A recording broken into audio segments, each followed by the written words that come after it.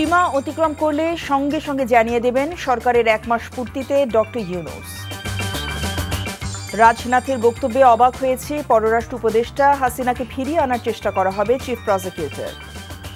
গণতন্ত্র ধ্বংসে দেশে বিদেশে ষড়যন্ত্র চলছে, মানুষকে সঙ্গে নিয়ে ষড়যন্ত্র মোকাবেলা করা হবে, তারেক রহমান। ছাত্র জনতার আকাঙ্ক্ষাকে ধারণ করে 55 সদস্যের জাতীয় নাগরিক কমিটি গঠন, ছাত্র সমন্বয়কদের সারা দেশে সফর শুরু।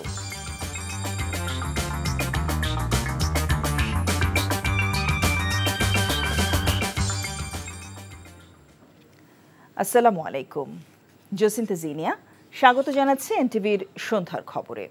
ক্রাউন সিমেন্ট শিরোনাম দেখছিলেন, এবার পুরো খবর। যারা দেশে এতদিন ধরে লুটপাট করেছে তারা ছাত্র জনতার স্বপ্নকে দুঃস্বপ্নে রূপান্তর করার জন্য চেষ্টার ত্রুটি করবে না বলে মন্তব্য করেছেন অন্তর্বর্তীকালীন সরকারের প্রধান উপদেষ্টা অধ্যাপক ডক্টর মোহাম্মদ ইউনূস। অগাস্ট বিপ্লবে নেতৃত্ব দেওয়া ছাত্র সমন্বয়কদের সাথে মতবিনিময়কালে তিনি এমন মন্তব্য করেন। নজরানা চৌধুরী রিপোর্ট।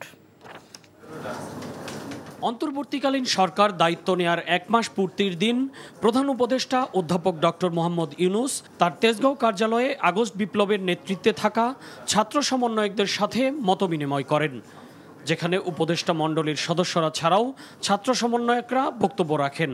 দেশের শিক্ষা ব্যবস্থা, স্বাস্থ্যসেবা, আইন শৃঙ্খলা পরিস্থিতি, বেশ কিছু জাতীয় বিষয় নিয়ে ছাত্র সমন্বয়করা নিজেদের মতামত তুলে ধরেন। মব জাস্টিসটাকে নিয়ন্ত্রণ করা আসলে এই মুহূর্তে আমি মনে করি প্রধান কাজের মধ্যে একটি। যারা পোস্ট গ্রাজুয়েশন এবং পিএইচডি করে ফেলতেছে তাদেরকে যাতে দেশে এনে দেশের পলিসি মেকিং এবং দেশের কাজে তাদের মেধার যাতে মূল্যায়ন হয়। কাঁচা মরিচের দাম থেকে শুরু করে একদম কাঁচা বাজার থেকে শুরু করে মাছের বাজারে ঢোকা যাচ্ছে না, সে দ্রব্যমূল্যের নিয়ন্ত্রণ করতে হবে। ধর্মকে ব্যবহার করে যে রাজনৈতিক ব্যাপার সেটাকে বন্ধ করতে হবে। তরুণ সমাজ এবং ছাত্রদেরকে এই মহান ঐতিহাসিক দায়িত্ব পালনে উপযুক্ত করে গড়ে তুলতে সকল প্রকার সহায়তা করবেন। চিকিৎসা সুরক্ষা আইন নামে একটা আইন প্রণয়ন করা হোক, যেখানে শুধুমাত্র চিকিৎসকরা না, চিকিৎসকদের সাথে সাথে রোগীদেরও একদম সেবা এবং অন্যান্য যে সুরক্ষা আছে সেটা যেন নিশ্চিত করা হয়ে থাকে। প্রধান উপদেষ্টা তার বক্তব্যে বলেন, এই বিপ্লবে যারা শহীদ হয়েছেন তাদের রক্ত বৃথা যেতে দেয়া হবে না। এই বিপ্লব শুধু বাংলাদেশ নয়, পুরো পৃথিবীর তরুণদের নতুন করে স্বপ্ন দেখাচ্ছে বলেও মন্তব্য করেন তিনি। অন্তত মাসে একটা করে চিঠি লিখো আমাদের কাছে, শুধু স্মরণ করিয়ে দেওয়ার জন্য এটা বাকি রয়ে গেল, এটা ঠিক হলো না। কারণ আমরা হয়তো অনেক সময় মাথার থেকে ছুটে যাবে, যেহেতু তোমরা যেভাবে দেখে এসছো আমরা সেভাবে দেখতে জানি না। সেই জানানটা দেওয়ার জন্য আমাদেরকে গুঁতো দিতে হবে, স্মরণ করিয়ে দিতে হবে, যাতে করে আমরা এটার থেকে বিচ্যুত হয়ে যেতে না পারি।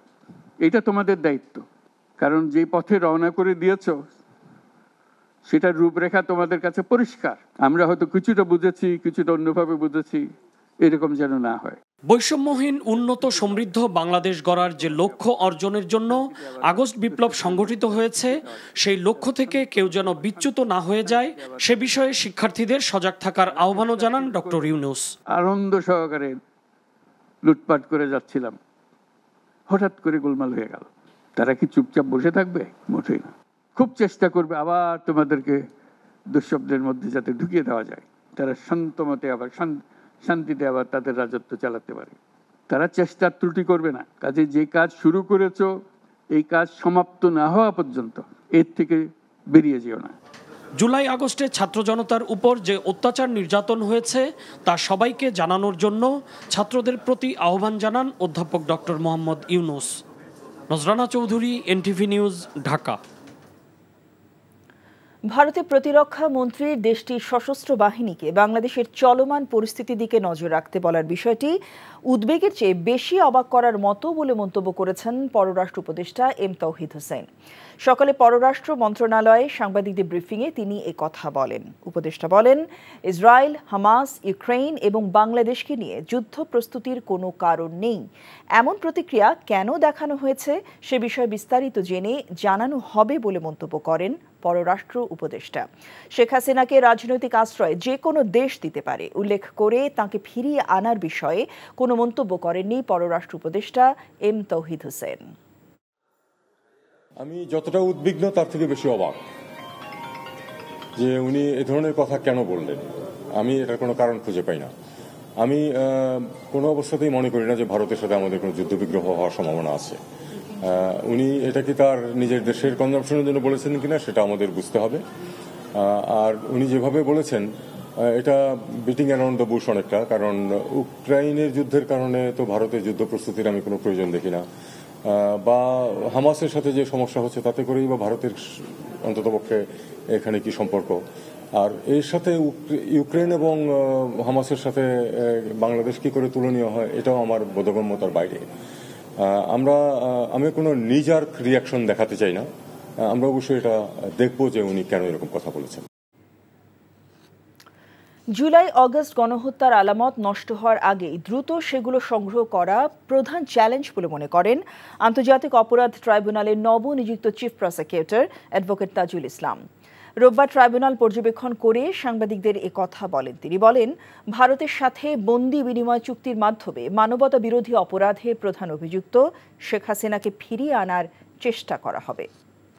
তামজিদ সুমনের রিপোর্ট। ৫ আগস্ট শেখ হাসিনা সরকার পতনের পর ছাত্র জনতাকে গণহত্যার দায়ে একের পর এক অভিযোগ জমা হয় আন্তর্জাতিক অপরাধ ট্রাইব্যুনালের তদন্ত সংস্থায়, যেখানে প্রায় সবকটিতেই প্রধান অভিযুক্ত করা হয়েছে শেখ হাসিনাকে। ইতোমধ্যে পুনর্গঠন করা হয়েছে ট্রাইব্যুনালের প্রসিকিউশন, যেখানে চিফ প্রসিকিউটর হিসেবে অ্যাডভোকেট তাজুল ইসলামকে নিযুক্ত করা হয়েছে। নিয়োগের পর প্রথম দিনেই ট্রাইব্যুনাল পর্যবেক্ষণ করেন তিনি। পরে সাংবাদিকদের কাছে প্রতিক্রিয়ায় বলেন, দ্রুততম সময়ের মধ্যেই জুলাই আগস্ট গণহত্যার আলামত সংগ্রহ করাই এখন প্রধান চ্যালেঞ্জ। আসামিরা এখনও সবাই পলাতক, তাদেরকে আওতার মধ্যে নিয়ে আসা, আইনের আওতার মধ্যে নিয়ে আসাটা একটা প্রধান চ্যালেঞ্জ। আর আলামতগুলোর দ্রুততম সময়ের মধ্যে নষ্ট হয়ে যাওয়ার আগে সংরক্ষণ করাটা, এই দুটো আমরা চ্যালেঞ্জ মনে করি। যাদের চোখের সামনেই হত্যাকাণ্ডগুলো ঘটেছে তাদের প্রতি আমাদের অনুরোধ থাকবে, আপনারা দয়া করে আপনাদের চোখে দেখা, আপনাদের হাতে থাকা যেসব এভিডেন্স আছে, যে সমস্ত তথ্য প্রমাণ আছে, সেগুলো দ্রুততম সময়ের মধ্যে এই ট্রাইব্যুনালের প্রসিকিউশন টিম কিংবা তদন্ত সংস্থার কাছে পাঠিয়ে দিন, যাতে করে আমরা একটা প্রপার তদন্তের মাধ্যমে একটা সঠিক এবং ন্যায় বিচার করতে পারি। তাজুল ইসলাম বলেন, গণহত্যার প্রতিটি অভিযোগের মূল অভিযুক্ত সাবেক প্রধানমন্ত্রী শেখ হাসিনা। তাই বন্দি বিনিময় চুক্তির মাধ্যমে তাকে ফিরিয়ে আনার বিষয়টিও তুলে ধরেন তিনি। খুব দ্রুতই বের করে ফেলবো যে কারা এই হত্যাকাণ্ডের সাথে, এই গণহত্যার সাথে, ক্রাইমস এগেইনস্ট হিউম্যানিটির সাথে সম্পৃক্ত ছিলেন, তাদের নামে খুব দ্রুতই আমরা অভিযোগ দায়ের করে সেই আলোকে তাদের যাতে দেশ ত্যাগ না করতে পারে তাদের গ্রেপ্তার করে আইনের আওতায় নিয়ে আসার জন্য যে চেষ্টা, সেটা আমরা শুরু করব। শেখ হাসিনা তিনি যেহেতু বাংলাদেশের গণহত্যার প্রধান আসামি হবেন বলে আমরা মনে করছি, বা অধিকাংশ মামলায় তাকে আসামি করা হয়েছে, সুতরাং এই প্রক্রিয়া শুরুর মাধ্যমে আমরা আইনগতভাবেই তাকে বাংলাদেশে ফিরিয়ে এনে বিচারের মুখোমুখি করার জন্য চেষ্টা করব। বিচারাধীন আসামি যারা এর আগে ট্রাইব্যুনালে ন্যায় বিচার বঞ্চিত হয়েছেন, তারাও ন্যায় বিচার পাবেন বলে জানিয়েছে নতুন এই প্রসিকিউশন। সেই রকম বিচারক আর কখনো এই ট্রাইব্যুনালে আসবে না ইনশাআল্লাহ। Tamjid Suman, NTV news, Dhaka. বিএনপির ভারপ্রাপ্ত চেয়ারম্যান তারেক রহমান বলেছেন, গণতন্ত্রের বিরুদ্ধে দেশের ভেতর ও বাইরে যে ষড়যন্ত্র ছিল তা এখনো অব্যাহত রয়েছে। সকল ষড়যন্ত্রের বিষ-দাঁত ভেঙে জনগণকে নিয়ে গণতন্ত্র পুনরুদ্ধার না হওয়া পর্যন্ত বিএনপির আন্দোলন চলবে বলেও জানান তিনি। রোববার সাতক্ষীরা কলারোয়া হাইস্কুল মাঠে বিএনপি আয়োজিত জনসভায় অনলাইনে যুক্ত হয়ে তিনি এসব কথা বলেন। রিপোর্ট করছেন হাসান জাভেদ। স্বৈরাচার সরকারের পতনের পর ঢাকার বাইরে প্রথম জনসভার আয়োজন করে বিএনপি। লাখ লাখ জনতা এতে অংশ নেয়। সেই জনসভায় ভার্চুয়ালি বক্তব্য রাখেন বিএনপির ভারপ্রাপ্ত চেয়ারম্যান তারেক রহমান। উপস্থিত জনতার উদ্দেশ্যে 20 মিনিটেরও বেশি সময় ধরে কথা বলেন তিনি। বলেন, ফেসিবাদের পতন হলেও জনগণের অধিকার এখনো প্রতিষ্ঠিত হয়নি। সেই অধিকার প্রতিষ্ঠা না হওয়া পর্যন্ত বিএনপির আন্দোলন অব্যাহত থাকবে বলেও জানান তিনি। স্বৈরাচারের পতন ঠিকই হয়েছে, কিন্তু এখনো আমাদের কাঙ্ক্ষিত লক্ষ্য অর্থাৎ জনগণের যে রাজনৈতিক অধিকার সেটি এখনো অর্জিত হয়নি। কাজেই আমাদের আন্দোলন শেষ হয়ে যায়নি। যতক্ষণ পর্যন্ত জনগণের ভোটের অধিকার, কথা বলার অধিকার প্রতিষ্ঠিত না হবে, ততক্ষণ পর্যন্ত বিএনপির আন্দোলন অব্যাহত থাকবে। বিএনপির ভারপ্রাপ্ত চেয়ারম্যান বলেন, দেশের বিরুদ্ধে ষড়যন্ত্র এখনো অব্যাহত আছে, যে কোনো মূল্যে তা প্রতিহত করা হবে। দেশের ভিতরে এবং দেশের বাইরে থেকে যারা কলকাঠি নাড়ছে, তারা চায় না যে এই দেশের মানুষ গণতন্ত্র ফিরে পাক। সকল ষড়যন্ত্রের বিষ ধাত ভেঙে দিয়ে যে কোনো মূল্যে আমরা বাংলাদেশ জাতীয়তাবাদী দল জনগণকে সাথে নিয়ে এই দেশের মানুষের হারিয়ে যাওয়া গণতন্ত্রকে পুনরুদ্ধার করব। তারেক রহমান বলেন, অতীতেও বিএনপি দেশের মানুষের জীবনমানের উন্নয়নে কাজ করেছে, আগামীতেও উন্নয়ন এবং উৎপাদনের রাজনীতি করবে তার দল। বিএনপির রাজনীতি হচ্ছে উন্নয়ন এবং উৎপাদনের রাজনীতি। আমরা বাংলাদেশের প্রত্যেকটি এলাকার সম্ভাবনাকে বের করে আনতে চাই, সম্ভাবনাকে কাজে লাগাতে চাই। এই সম্ভাবনাগুলোকে তখনই বাস্তবায়ন করা সম্ভব যখন আপনাদের দ্বারা, জনগণের দ্বারা নির্বাচিত একটি সরকার দেশ পরিচালনা করবে। জনগণের সরকারই একমাত্র জনগণের কথা চিন্তা করে, জনগণের সরকারই একমাত্র জনগণের জন্য কাজ করে। জনসভায় বিএনপি নেতা হাবিবুল ইসলাম হাবিব ছাড়াও কেন্দ্রীয় নেতৃবৃন্দ বক্তব্য রাখেন। Hasan Jabed, NTV news, Dhaka. ছাত্র জনতার অভ্যুত্থানের আকাঙ্ক্ষাকে ধারণ করে আত্মপ্রকাশ করেছে ৫৫ সদস্যের জাতীয় নাগরিক কমিটি। এই কমিটির আহ্বায়ক হয়েছেন বাংলাদেশ ছাত্র ফেডারেশনের সাবেক নেতা নাসির উদ্দিন পাটোয়ারি। কেন্দ্রীয় শহীদ মিনারে আত্মপ্রকাশ অনুষ্ঠানে নেতারা বলেন, এই কমিটি ছাত্র জনতার সাথে শহীদের স্বপ্ন পূরণে ঐক্যবদ্ধ হয়ে কাজ করবে। হাসান মাহমুদের রিপোর্ট। ছাত্র জনতার নজিরবিহীন আন্দোলনে গেল ৫ আগস্ট স্বৈরাচার পতনের পর থেকেই আলোচনায় ছিল নতুন রাজনৈতিক বন্দোবস্তের বিষয়টি। এবার দেশের প্রয়োজনীয় সংস্কার ও বিদ্যমান ফ্যাসিবাদী বিলোপে রাজনৈতিক দল না করে জাতীয় নাগরিক কমিটি ঘোষণা করেছে বৈষম্য বিরোধী ছাত্র আন্দোলনের লিয়াজু কমিটি।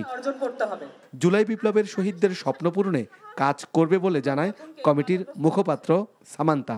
গণহত্যাকারীদের যথাযথ বিচার, রাষ্ট্রীয় প্রতিষ্ঠানের পুনর্গঠন, জনস্বার্থের প্রতি সংবেদনশীল নীতি নির্ধারণ নতুন রাজনৈতিক বন্দোবস্তের পূর্বশর্ত। জাতীয় নাগরিক কমিটি একটি আহ্বায়ক কমিটি গঠনের মাধ্যমে কাজ শুরু করছে। অচিরেই সকল মহানগর, জেলা ও উপজেলা পর্যায়ে ছাত্র জনতার অভ্যুত্থানের অংশগ্রহণকারী সামাজিক, সাংস্কৃতিক ও ধর্মীয় নেতৃত্ব এবং বিভিন্ন শ্রেণী পেশার মানুষের সাথে আমরা আলোচনা করব। তৃণমূল পর্যন্ত এই কমিটির বিস্তৃতি ঘটানোর মাধ্যমে আমরা ছাত্র জনতার অভ্যুত্থানের শক্তিকে সংহত করে বাংলাদেশ রাষ্ট্রকে পুনর্গঠনের লক্ষ্যে কাজ করে যাব।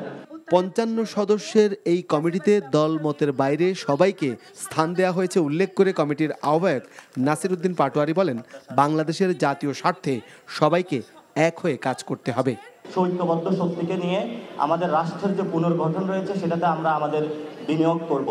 এই তরুণ প্রজন্ম যে যেখানে আছেন, গণ অভ্যুত্থানের যে স্পিরিট রয়েছে এবং যে চেতনা রয়েছে সেটাকে আমরা একসাথে সবাইকে সুসংহত করে আমরা আমাদের প্রতিরোধগুলো গড়ে তুলব। যে প্রতিরোধের মাধ্যমে আমরা দেশি বিদেশি যে সব চক্রান্তগুলো এখনো চলমান, সেই চক্রান্তগুলোর বিরুদ্ধে আমাদের প্রতিরোধ জারি থাকবে। আমরা বাংলাদেশের তরুণ, যুবক, ছাত্র সকল জনতা মিলে নতুন যে বাংলাদেশ, ফ্যাসিবাদী ব্যবস্থার বিলোপ এবং নতুন রাজনৈতিক বন্দোবস্ত, এই দুটো বিষয়কে আমরা শতভাগ সফল করে নিয়ে আসতে চাই। ছাত্র জনতা হত্যায় জড়িত সবার দ্রুত বিচার নিশ্চিত করার দাবিও জানায় জাতীয় নাগরিক committee. Hasan Mahmud, NTV news, Dhaka. ছাত্র জনতার গণ অভ্যুত্থানের পর এখন শুরু হয়েছে বৈষম্য বিরোধী ছাত্র আন্দোলনের নেতাদের বিভাগীয় ও জেলা পর্যায়ের সভা। জনগণের আস্থার প্রতিদান দিতে বৈষম্য বিরোধী ছাত্র আন্দোলনের নেতারা মূলধারার রাজনীতিতে নাম লেখাতে চলেছেন এর মাধ্যমে। এরই অংশ হিসেবে আজ প্রথমবারের মতো মুন্সিগঞ্জে ও চট্টগ্রামে সফর করেছেন আন্দোলনের অন্যতম সমন্বয়ক সার্জিস আলম এবং হাসানাত আবদুল্লাহ সহ তাদের প্রতিনিধি দল। প্রতিনিধিদের পাঠানো তথ্য এবং ছবিতে দেখুন ডেস্ক রিপোর্ট। মুন্সিগঞ্জে সফর করেছেন আন্দোলনের অন্যতম সমন্বয়ক সার্জিস আলম সহ 14 সদস্যের প্রতিনিধি দল। সকালে স্থানীয় ছাত্র সমন্বয়কদের সাথে ও পরে হতাহতদের পরিবারের সাথে মতবিনিময় করেন সমন্বয়ক দল। নিহত ও আহতদের পরিবারের পাশে থাকার আশ্বাস দেন সার্জিস আলম। আর জনগণ তাদের উপর যে আস্থা রেখেছে তার প্রতিদান দিতে মূলধারার রাজনীতিতে যুক্ত হওয়ার কথাও জানান সার্জিস আলম। এই ছাত্র জনতার উপরে বর্তমান বাংলাদেশের মানুষের যে আস্থাটি রয়েছে, বাংলাদেশের তথাকথিত রাজনৈতিক দলগুলো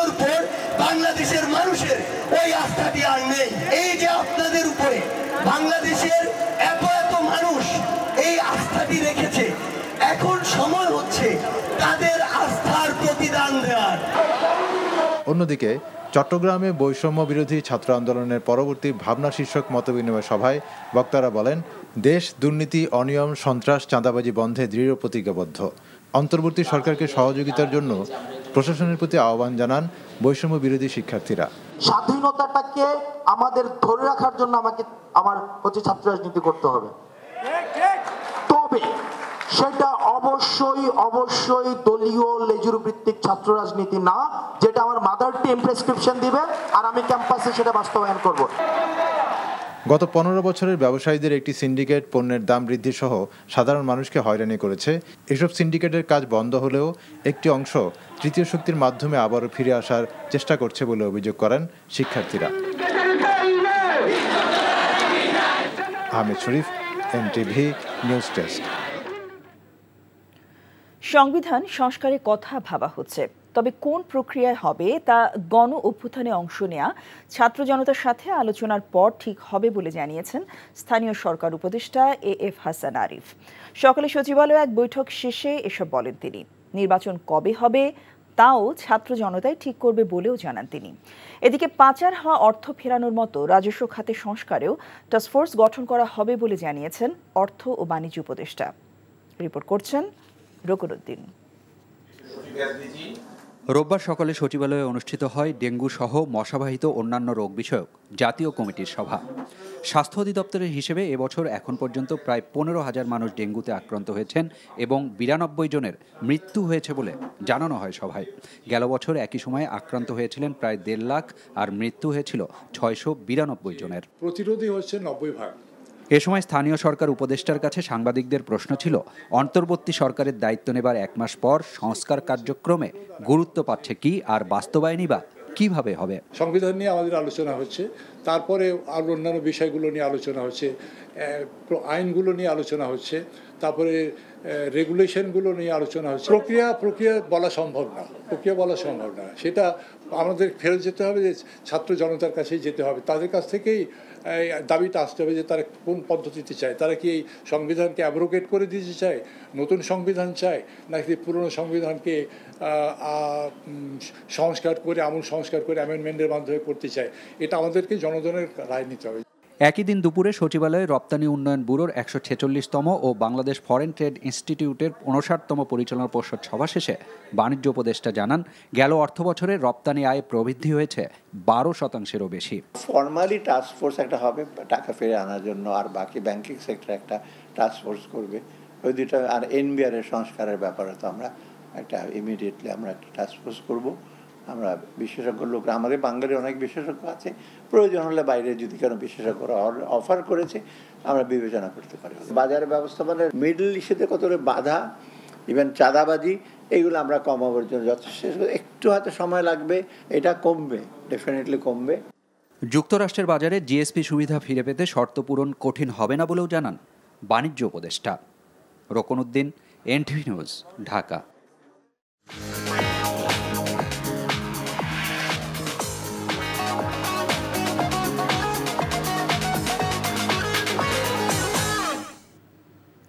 নগদ নিবেদিত অর্থনীতির খবর। দেশের কমপক্ষে 10টি ব্যাংক দেউলিয়া হওয়ার মতো খারাপ অবস্থায় আছে জানিয়ে বাংলাদেশ ব্যাংকের governor doctor Ahsan H Mansur বলেছেন, এই ব্যাংকগুলোকে বাঁচানোর চেষ্টা চলছে। বিকেলে এক সংবাদ সম্মেলনে গভর্নর আরও জানান, এখন থেকে কোনো ব্যাংক দেউলিয়া হলে গ্রাহকরা সর্বোচ্চ 2 লাখ টাকা পর্যন্ত ফেরত পাবেন, কারণ আমানতের সুরক্ষা বীমার পরিমাণ 1 লাখ থেকে বাড়িয়ে 2 লাখ টাকা করা হয়েছে। হাসানুল শাওনের রিপোর্ট। নানা অনিয়ম আর অব্যবস্থাপনায় ক্রমান্বয়ে দুর্বল হওয়া ব্যাংকগুলো অনেকদিন ধরেই ধুঁকছে। তারল্য সংকট নিরসনের পাশাপাশি দুর্বল ব্যাংকগুলোর জন্য এখন সবচেয়ে বড় চ্যালেঞ্জ হয়ে দাঁড়িয়েছে গ্রাহকদের আস্থা ধরে রাখা।